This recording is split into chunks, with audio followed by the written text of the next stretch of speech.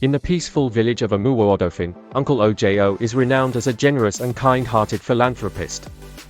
Season after season, he gathers the villagers, distributing bags of yams, rice, cassava, and other essentials to those in need. His impassioned speeches during village meetings promise a brighter future for the children, filled with education and opportunities. Unknown to the villagers, beneath their very feet lies a hidden treasure trove of gold. For years, Uncle Ojo has secretly been mining this gold and amassing immense wealth. As the story unfolds, some began questioning why, with all his riches, isn't doing more to uplift the community.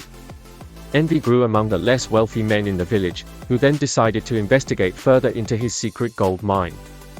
One evening, a group of them embarked on a mission to uncover the truth.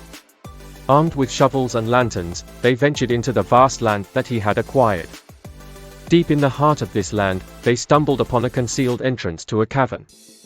To their astonishment, they found an underground world glittering with gold deposits.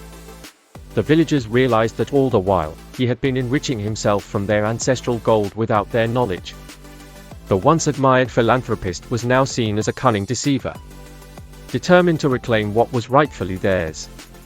They confronted him and finally took an equal share of the gold to develop their community.